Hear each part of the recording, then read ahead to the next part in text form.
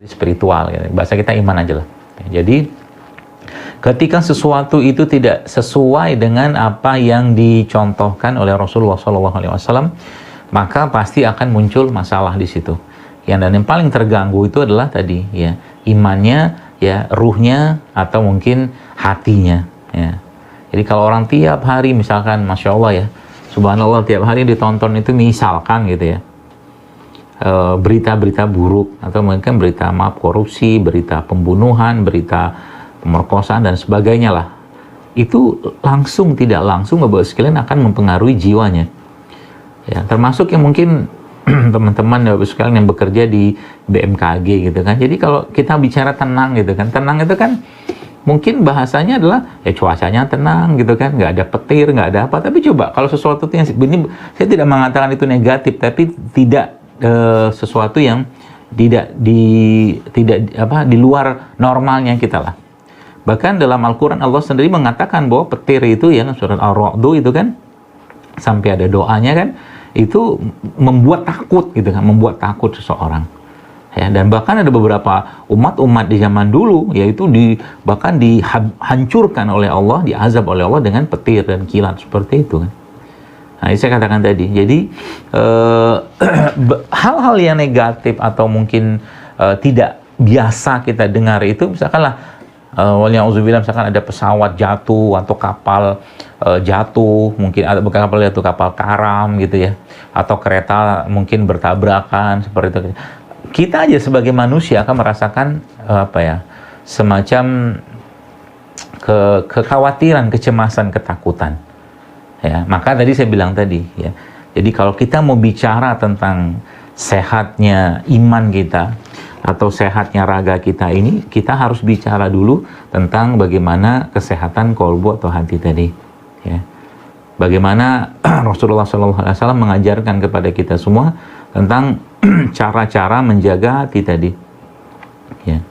Nah, Nabi menjelaskan bahwa iman itu kan bisa naik dan bisa turun. Ya. Naiknya iman itu karena amal ibadah yang dikerjakan, dan turunnya iman karena dosa dan maksiat yang dia kerjakan. Itu dua indikasi. Jadi kalau iman itu sudah turun, maka hal-hal lain yang berhubungan dengan iman seperti hati, seperti jiwa, atau bahkan ruhnya sendiri, itu pasti akan bermasalah, Bapak sekalian. Pasti akan bermasalah. Ya, bermasalah maksudnya apa? Kalau kita bicara implementasinya dalam kehidupan, maka orang yang hatinya, jiwanya, imannya baik, ya, atau ruhnya baik, itu akhlaknya seharusnya juga baik. Ya.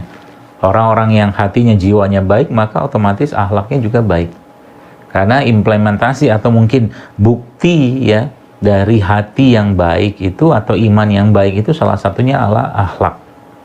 Jadi kalau ada orang yang hobinya pengumpat, ya, ngomongin orang lain dan hal-hal buruk lainnya berkaitan dengan dirinya ataupun orang lain, ya bisa kita katakan ada yang terganggu dengan jiwa atau iman atau hatinya tadi, ya. Atau ada orang yang mungkin diajakin sedekah gitu kan, atau mungkin dimotivasi sedekah dia pelit gitu kan, bermasalah, atau mungkin tidak mau, atau mungkin gitu-gitu aja terus gitu kan, nggak ada perubahan dari sisi sedekahnya misalkan. Bisa jadi imannya bermasalah, atau bahkan nggak mau kasih sama sekali karena dia merasa itu miliknya, ya. Maka itu sebenarnya itu penyakit gitu kan, penyakit. Nah, penyakit itu imbasnya apa? Imbasnya ke raga, ya, ke raga.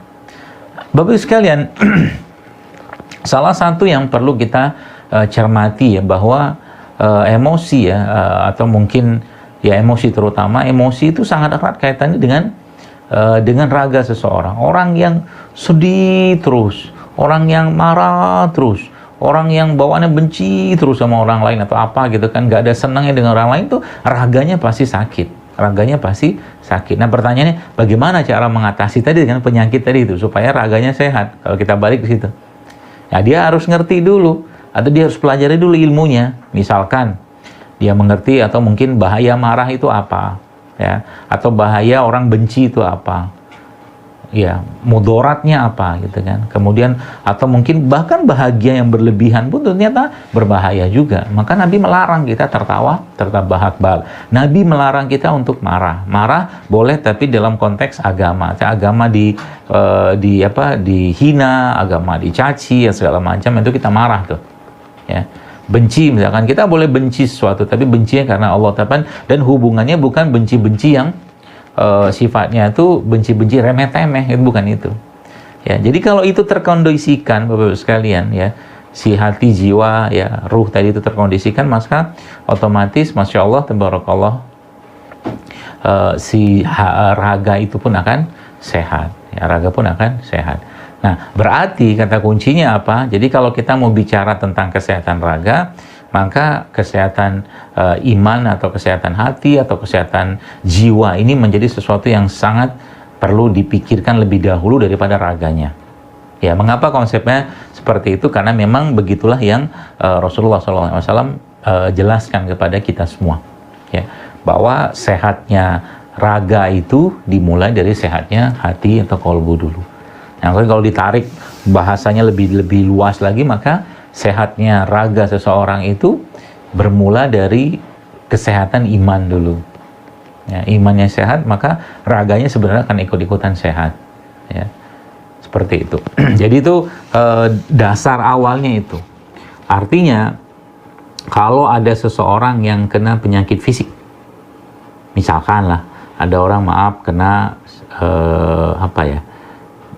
kolesterol lah mungkin misalnya.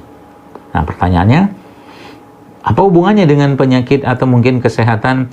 Ini kan fisik nih, atau mungkin indikator yang sifatnya raga gitu kan. Apa hubungannya dengan itu tadi, ruh atau mungkin jiwa atau emosi atau hatinya tadi? Kita tahu Bapak sekalian, atau mungkin para ulama menyebutkan bahwa hati itu ada dua penyakit ya. Hati itu ada dua penyakit, yaitu syubhat dan syahwat. Kalau orang yang kena kolesterol, kira-kira menurut Anda penyakitnya apa? Maka jawabannya adalah penyakit yang hubungan dengan syahwat, hawa nafsu. Ya, berlebihan dalam urusan makanan, berlebihan dalam segala sesuatu gitu kan. Atau mungkin juga syahwatnya juga ada, syahwat yang sifatnya mungkin ragu-ragu, kecemasan, dan penyakit-penyakit emosi lainnya itu juga ada. Ya. Jadi kalau orang yang kalau kita lihat gitu kan, orang-orang yang kena penyakit-penyakit degeneratif, pasti ada kaitan hawa nafsu di situ yang bermain sangat jelas gitu kan, sangat jelas atau sangat nyata di situ, yang membuat akhirnya orang itu terkena penyakit raga. Sebab kalau orangnya terkondisikan ya, hatinya dalam kondisi yang baik ya, dalam kondisi terjaga ya, itu Masya Allah Bapak sekalian, raga itu akan ikut-ikutan terjaga juga gitu kan. Apalagi ditambahkan dengan ya sebulan mungkin ikhtiar atau mungkin hal-hal lain seperti halnya sodako atau sedekah. Nah, sedekah itu kan kata Nabi SAW bisa mencegah bala ya, bahkan menyembuhkan atau mengobati penyakit. Obatilah penyakitmu dengan sodako, kata Rasulullah seperti itu.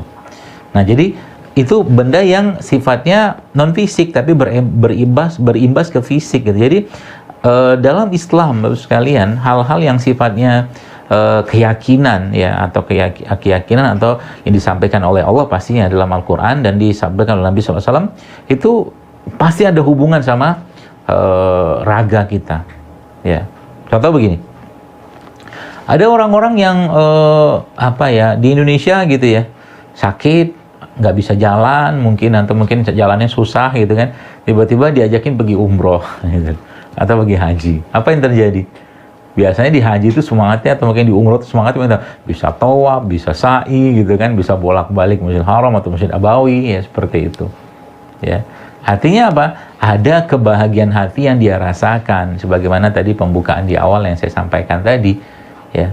Jadi kebahagiaan hati atau kebahagiaan iman yang dia rasakan yang membuat dia akhirnya bisa berefek ke kesehatan fisiknya ya.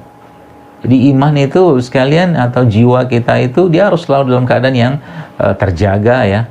Karena maunya kita kan sebagaimana yang Allah firmankan dalam surat Al-Fajr itu kan, bahwa kita berharapnya memohon pada Allah agar kita dimatikan Allah dalam keadaan husnul khotimah dan Allah panggil kita dengan bahasa yang ada pada surat tadi, yaitu auzubillahiminasyaitonirrajim, ya Tuhan nafsul mutmainnah, ya irji'i ila rabbiki radiyatan mardiyah fad'u li ibadi wa tuhuli jannati.